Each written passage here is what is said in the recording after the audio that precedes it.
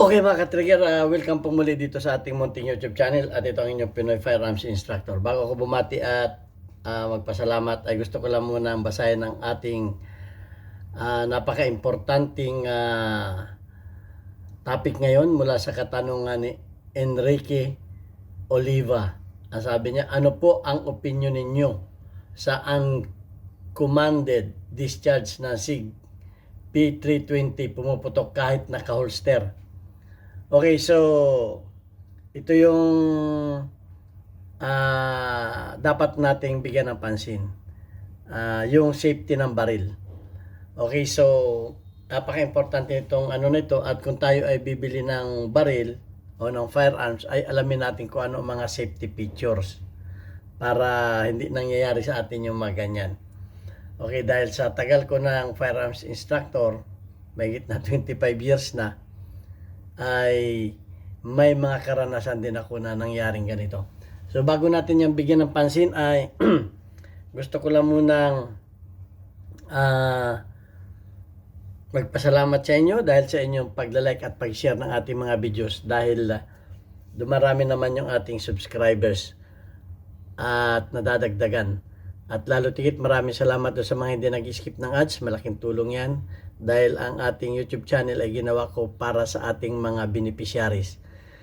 Kung wala tayong mga beneficiaries, wala tayong YouTube channel.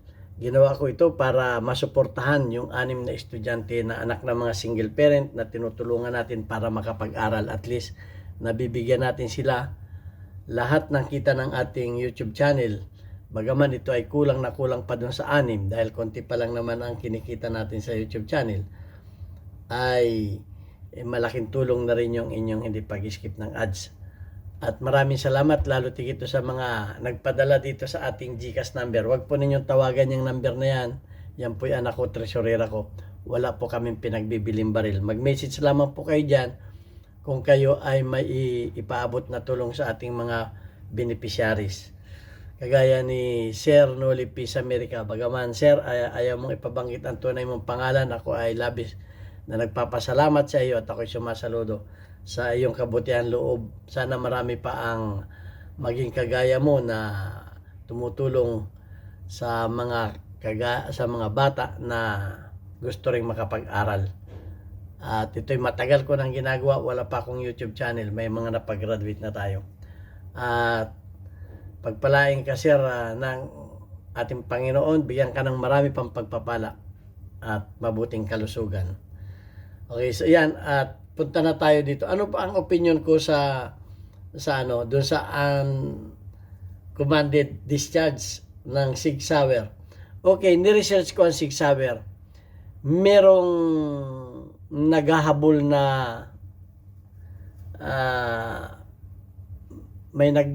kumbaga may lusot na sa kanila, naghahabol na may naaksidente na 100. Ang nabasa ko na yung parang nagdemanda kumbaga, dahil may mga pangyayari na karamihan ay mga enforcer, law enforcement ang karamihan. Siguro sa mga trainee, sa pagtitrainee ko dito, wala pang nangyari sa kamay ko na mga ganyan. Dahil napakahigpit ko pagdating sa trainee.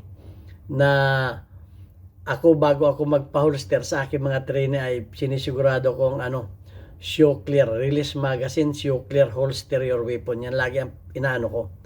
At kung mapapansin ninyo, meron akong video na ang dami kong buzzer. Yung quick draw from the bag. Kaya hindi ako, ang lagi kong tinuturo sa aking mga estudyante, pagbaguhan pa ay yung condition 2, inserted magazine, no chamber load. Yan lagi ang tinuturo ko, lalo sa mga baguhan pa. Kasi nga, pag may chamber load dyan, kumbaga ay napakainit na. Yan yung pinakang hot, naka-chamber load. Okay, kung mag-chamber load man ako ng mga dehammer, ito ang maganda sa mga hammer. Pwede ka mag-chamber load at pwede mong idikak. Ang striker, dahil ang ang SIG P20 ay striker fired. Hindi mo madidikak yan. Once na nag-load ka dyan, ayan na yan, mainit na yan. Kumukulo na yan. Hindi ka makakapagdikak dyan. Kaya yan ang isang ayaw ko sa mga striker fired. At ang kagandahan sa may hammer, ito naging ano ko, ulitin ko lang ito ha. May ano tayo dito, may video na rin tayo nung striker fired versus hammer fired. So, ang kagandahan sa may hammer, alam mo yung kondisyon ng firing pin mo, kung ng hammer mo, kung pag yan ay nakita mong nakanganga, nakahapkak, o ay di kumbaga aware ka. Pero ang striker, once yan ay nakita mo, hindi mo alam ito ba ay may chamber load. Although merong mga striker fired na may mga makikita ka na may mga button ka makikita kung may picture sila. Pero hindi ka mukha ng hammer eh. Malayo pa lang eh. Isang tingin mo lang, hindi mo nasisilipin. Isang tingin mo, nakakak. Alam mo na, pag nakakak, o edi sobrang init na yan. Ay ang striker fired, hindi mo alam. Kaya may na-accident kami dito na isa na hindi naman fatal. Ano lang, nasugatan pero hindi naman siya nagrabihan kasi sa paa naman tumama. Pag holster pumutok. Paano kung ikaw ay naka-trigger finger na i-holster mo, nakanti mo ngayon yung trigger. Lalo na kung nabagsak. Kasi ang nakikita kong wala akong nabasang naka-holster eh. Wala akong nabasang naka-holster doon sa aking research. Awan ko kung may nabasa kayo na naka-holster. Yung drop safety. Okay. So, may mga baril talaga kung kayo bibili ng striker man yan o hammer fired. Tingnan niyo kung may may firing pin block. Kamukha nitong Glock. Itong Glock may firing pin safety block yan. Yan yung firing pin safety block niyan, makikita mo yan diyan. So ibig sabihin yan, kung hindi ka naka-trigger finger at basta na lang nag-release itong kanyang striker, ito yung striker niya, halimbawa ito nakasabit yan doon sa kanyang disconnector. Pag yan ay halimbawa aksidente nag-release yan, may meron pa yang isang safety mechanism na hindi magtutuloy-tuloy yung firing pin niya kasi naka-block kung hindi ka naka-trigger finger. Kaya yung nangyari dito sa amin na Glock, pag holster niya, ang alam ko ay kung hindi sumabit yung trigger ay naka-trigger finger siya. Yan ang isang So, bagaman sinasabi ng Sig Sauer na walang problema yung kanilang mga baril, kundi ang may problema ay operator dahil nabagsak o nahulog yung baril, nasyak. Hindi man shock proof yung kanilang mga baril. Kaya pumutok. So, yun yung tinatawag na uncommanded. Hindi mo naman intention na pumutok, na iputok, ay pumutok. So, yun ang nakikita kong isa sa mga dapat may firing pin safety block. At ang isa pa na hindi ko kinagusto sa design ng SIG, wala siya nitong trigger safety. Okay, itong trigger safety kasi na ito, kung hindi mo ito, kung wala, hindi atras itong na ito, kung hindi mo ipipress itong trigger safety na ito, itong isa, trigger safety. Pero kahit pa may trigger safety yan, ay kung mag-release naman itong kanyang disconnector, aabante ngayon yung kanyang striker. Ang kagandahan nito, meron siyang safety block, firing pin safety block. Mabablock pa rin yung firing pin. So, Kung hindi naka-trigger finger, kasi ito ay kung naka-trigger finger ka lang, ito kasi ang nagpapaano diyan, ito yung nagdi-disconnect sa kanyang firing pin safety block. Kaya kung hindi ka naka-press ang trigger, hindi naka-block yung kanyang firing pin safety block gawa nito. Dahil yan ay naka-forward yan. Pag yan ay naka-forward na ganyan, wala siya sa tapat. Pag yan ay kinalabit mo, aatras ito at tatapat yan dito sa kanyang firing pin safety block. So ayan ang ano. So ano ang ginawa ng mga SIG company? Okay. Ang ginawa ng SIG company ay in-address nila yung lahat ng mga P220 320 issue through a voluntary upgrade program, improve drop fire safety. So yung lahat ng mga nakabili ng mga sinaunang P320 na SIG ay noong 2017 ay pwede mong ipa-upgrade sa kanila. Nagdagdag sila nag-upgrade sila. Introduce an alternate design that reduces the physical weight of the trigger. So medyo yung physical weight ng trigger medyo dinagdagan nila. Okay, ano pa? Nagdagdag sila ng share and striker while also adding a mechanical disconnector. Nagdagdag sila ng mechanical disconnector. At yung iba ay nagpalagay na rin ng manual safety lever. Okay, pwede ka maglagay ng manual safety lever. So yun, kaya yung iba na mga bagong labas may mga option na sila na meron ng mga dinagdag sila na babasahin ko sa inyo. Nagdagdag sila ng mga safety lever na. Ito, some SIG P20 models have thumb safety while others do not. Yung iba ay meron, yung iba ay meron na. At ang sabi dito ay models without thumb safety ay yung mga civilian models. Pero yung mga pang mga military version nila, models ay nagkameron na ng manual safety standard. Nagkameron ng mga manual safety standard na.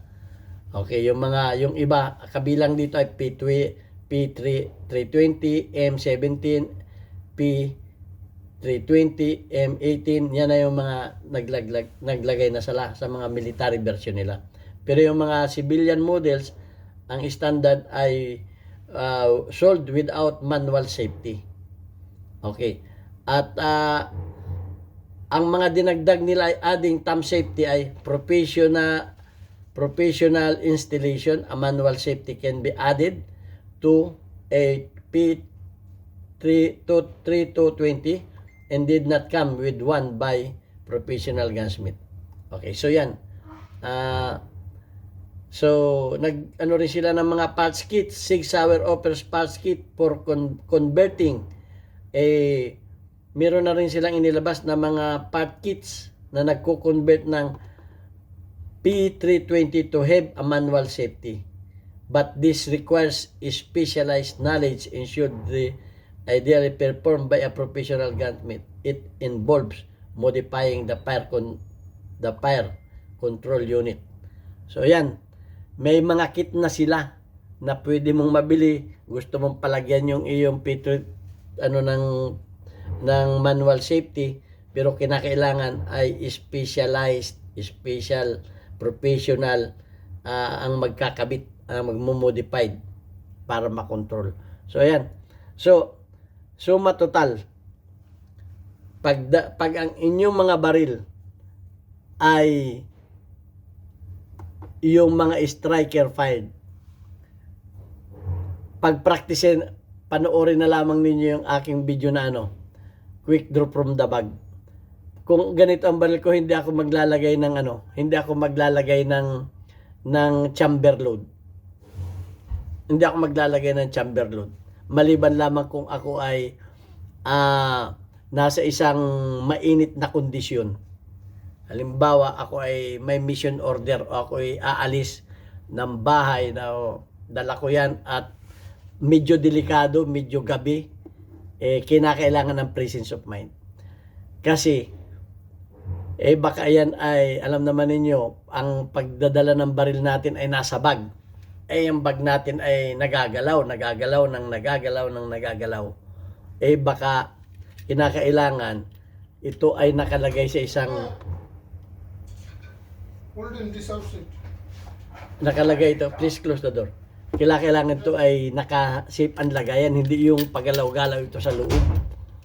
Dahil nga baka accidental fire, unintentional discharge. So, kaya ang payo ko lagi sa mga, lalo sa mga baguhan ay presence of mind. Alamin ninyo ang kondisyon ng inyong baril. Baka yan ay ang mga baril kasi kahit anong model may may kalukuhan. Baka yan ay masyado mong pinalambot ang trigger. Merong mga thumb safety na kusang may kusang pag nagalaw mo ay nag-unsafe ng kusa. Hindi yan. Kuminsan kasi nasa operator din yan. Tama din naman minsan ang SIG. Minsan nasa operator din yan sa kapabayaan. Tatanungin ng korte, bakit nag-intentional discharge yan? Nahulog. Katangahan mo. Yun ang sinasabi ng ng SIG. Hindi kasalanan ng baril. Nilaglag mo . Tapos sabihin mo, kaya pumutok. Kaso nga lang, kulang ng safety features yung baril. Kinakailangan yan, may firing pin safety block. Yun ang number 1 dyan na kinakailangan. May firing pin safety block. Kaya kung kayo ay bibili ng mga baril at ang ayaw lamang talaga ng mga may firing pin safety block, yung mga sumasali sa competition. Kasi pampabigat yan Pampabigat pa yan sa trigger pull. Kaya yung iba pinapatanggal. Yung mga Series 80, yung comment ni Ordo Sipay, yung kanyang Series 80, pinatanggalan niya. Kasi nilalaban niya nilalaban niya sa competition, ay pampabigat yun. Kaya yung iba. Pero ang mga shooter naman, ay alam naman natin ang mga shooter, bihasa yan.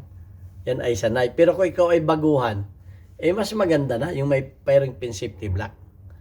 Okay, doon ka muna mag-umpisa. Kung ikaw naman ay, kaya yung iba, maraming baril. Yung merong bumibili ng may firing pin safety block, merong bumibili ng walang firing pin. Yung panlaro nila ay iba yung pang everyday carry nila kasi may mga pera Wala namang problema doon. So dapat lang talaga awareness. Pero yun nga ang masasabi ko dito sa kulang sa safety features. Ay dahil inamin na rin naman ng SIG Kaya nga sila nagdagdag pwede mo na nga naglabas nga sila ng mga kit na palagyan mo na ng mga manual safety. So ayun, dapat talaga kung bibili kayo ng baril at kayo ay baguhan pa, alamin niyo muna ang mga safety features. Magtanong muna kayo sa marunong o magpaturo kayo sa mga firearms instructor kung ano ang dapat. Yun ang At ako naman ay natutuwa dito sa ating YouTube channel dahil nagbabahagi kayo ng inyong mga karanasan. Ibahagi ninyo yung inyong makaranasan. Kung ano yung makaranasan ninyo, wala namang masama dyan. Huwag lamang tayo makakasakit ng Hindi ko mo ang baril natin ay 1911, pipintasan natin yung mga ibang baril. May mga pros and cons nga yan. Yung iba naman na mga ang baril ay mga modern, pipintasan naman. Sasabihin naman yung mga 1911 naman ay mga absolute na, mga panahon-panahon kupong-kupong. Ang hindi ninyo alam, ayan ang pinagkopyahan ng mga baril. Diyan kumuha ng mga clone. Diyan in-improve na lamang, in-enhance na lamang ibang mga baril. Pero kung wala si John Moses Browning, baka kayang itsura ngayon ng mga pistol.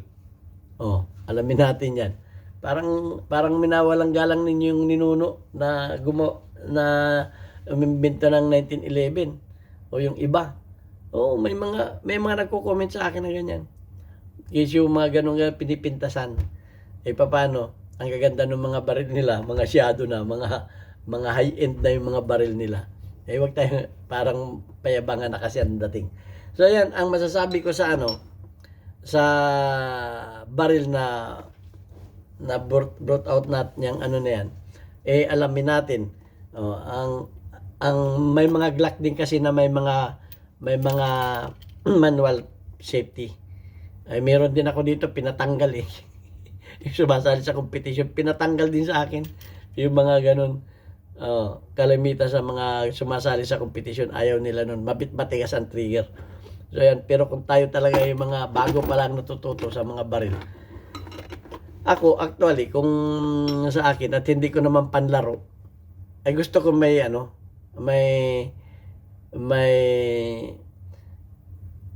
firing pin safety block. Kung hindi rin ng panlaro pero kung panlaro ay ayaw ko nung may firing pin safety block kasi dihado ka sa trigger pull eh. Ganun talaga. Okay, so ayan at ang suma total niyan, alamin niyo kung saan niyo gagamitin yung baril. Kung yan na ba pang everyday carry, pang home defense o pang panlaro, ganyan. Pero kung baguhan kayo, ay yung ng kumpleto ricados na yung safety. Okay. At kung mapapanood ninyo yung quick drop from the bag, eh maganda yon. Sisiguraduhin lamang ninyo na yung inyong mga baril ay condition. Hindi man nagmamalfunction. Dahil baka kayo ay mag-load at magmalfunction, ay sisiguraduhin ninyo. At ang first bullet ninyo ay siguraduhin ninyo na na full metal jacket. Huwag yung hollow point. Dahil ang hollow point, eh minsan pag nag-chamber kayo, bumabatangal. So, dapat alam niyo yan. Nasa sa inyo yan. Lagi ako nasa safe side. Hindi ako yung sa mas mabilis. Mabilis ka nga, eh, palpak naman, hindi ka naman tumama. Lagi ako nasa safe side. Slow but sure. Ganun ako. So, yun lagi ang tinuturo ko, slow but sure. Pero wag kang pauuna rin. Wag ka naman yung parang pagong. Okay yan, at maraming salamat sa inyong mga pagtatanong. At ating napag-aralan ang tungkol sa mga safety. Ito pa, ang isang kagandahan sa may hammer. Pag aksidenteng kumalas yung sir, meron pa yang sasambutin pa yan ng yung hammer niya, sasambutin pa ng half-cock yan. Halimbawa, hindi ka naka-trigger finger in. Kumalas ngayon yung sir. Kumalas yung sir. Papalo pa yung hammer niyan. Eh may ano pa yan. Sasambutin pa ng sir yung kanyang half-cock. So hindi magtutuloy-tuloy. May half-cock pa yan eh. May half-cock pandadaanan yung hammers niya. So mag-half-cock pa yan. At kung magtuloy-tuloy pa yan, mas maganda pa rin yung mayroon pang isang nakaalala yung firing pin safety block. Yan ang mga dapat ninyong malaman sa inyong mga firearms, kung anong meron ang inyong mga firearms pagdating sa safety. Dahil hindi lahat ng baril ay pare-pareho ang features pagdating sa safety. Ilang masasabi ko. Okay, mahaba na tayo. Dapat ni-live ko na ito. At anuhin ko lang yung ating hindi ko nakakalimutan yung ating mga community spotlight. Shout out kay Gimboy, meron ka 75 engagement.